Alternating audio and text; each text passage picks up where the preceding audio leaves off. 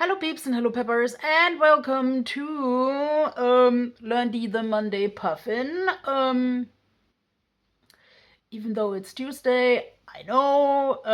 If you've never been here, hello stranger, welcome. I'm a very chaotic, multiple disabled German artist living in Iceland, and I find it royally funny that the French word for puffin, the French word for Monday, spells identical to the Icelandic word for puffin. So I am always doing something about puffins or Iceland on Mondays.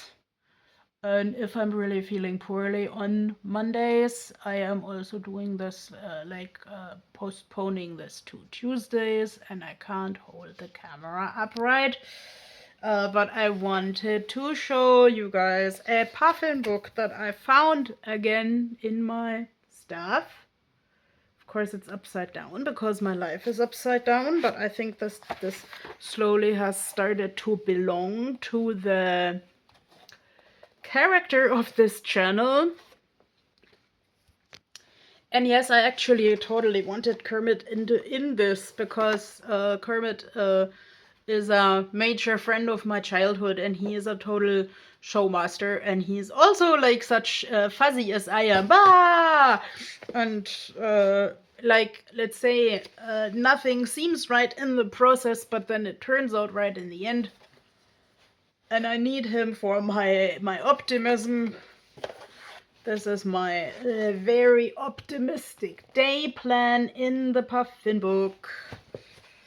And you probably can't see this, but it is like a clock with at least the genres of all the things that are important to me today. This book has really good drawing paper.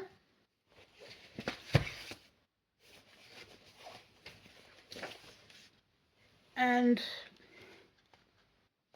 this is what came out from actually kind of simple research on puffins in folklore. It directed me to this homepage, and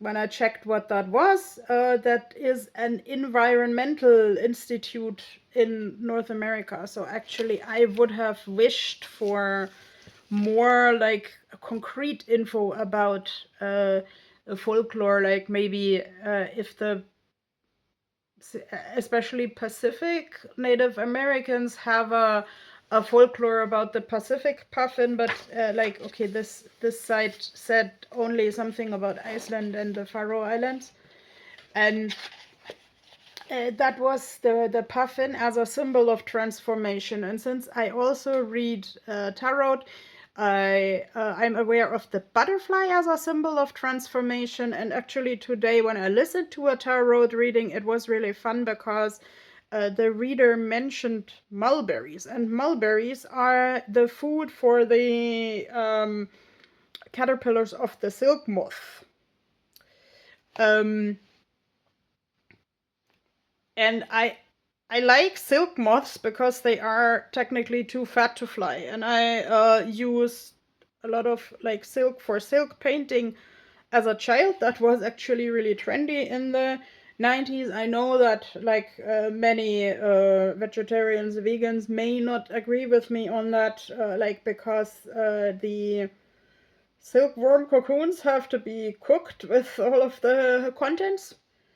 And actually, I also saw a documentary that you can eat them like shrimps afterwards, which I actually appreciated because that means, like, in this context, I got the impression that nothing's being wasted. But let's say the trend of silk painting stopped at some point, but I still like silk moths because when I first saw a puffin start and fly, to me it looked like a silk moth. So even the mulberries will always remind me of a puffin. even though that is like a really complex pretzel in my brain. So now I made like a sort of a cross between a butterfly and a puffin, because they're like really chunky to fly, but he is still flying. And in case I haven't said that often enough, puffins have shorter wings than their predators, because their predators need to, let's say, take really sharp turns, and the puffins are more diverse than flyers, but they are still flying very long stretches, especially with today's climate change, because they have to find food to dive for. And like when the fish are sort of dying out in one place, then the puffins have to fly to the next. So actually, some folklore on this Environmental Institute page also said they were a symbol of good luck. And they were like both a symbol of like being aware of bad weather and being vulnerable, or also of good weather. Um, I am still trying to make sense of like how that computes, but here this was my favorite idea, that like their beaks were actually considered in some folklores that are not exactly named a connection to the spirit world. If you've never been here, I can't overemphasize it. By the way, that the beak is only this colorful on during mating time. So I don't know, maybe when the puffins are in love, they are maybe more in the spirit world. I would like that idea. And actually, is also some folklore that thinks that when the sailors misbehave at sea, they turn into puffins. Puffins are actually very small and very vulnerable. Like, I mean, in the tourist stores, they are always like shown as this really fat bird, but they are hardly bigger than a pigeon.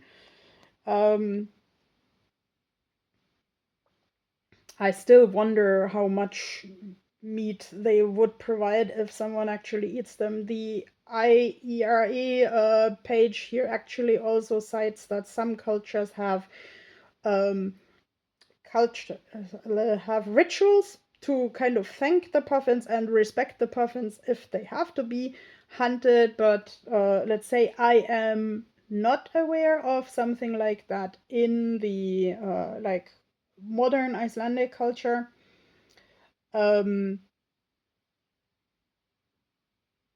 May I point out that like when I first came here 20 years ago, and I still tried to eat vegetarian to a degree, there was like almost nothing for vegetarians. And like when I met vegans sometime later, they basically had to make everything themselves. But like in the meantime, Iceland has come to house the biggest vegan supermarket in Europe.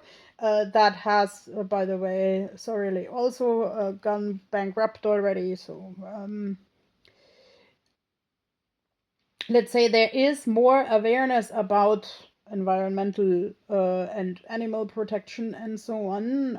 So I hope the puffin will keep showing us good luck, and um, will also continue to become a symbol of protecting ecosystems. And like, even though all of my future plans made with best intentions are always too fat to fly and have too short wings to last over a long stretch, and some Top Gun bird will always take away my plans, I really count on the puffin as a symbol of, yeah, resourcefulness was cited in this environmental page, because the puffins actually survive really harsh conditions. And personally, I also think they survive by means of like cuddling together in community. So I wish you a wonderful day where you find a community that makes you survive. Bye bye.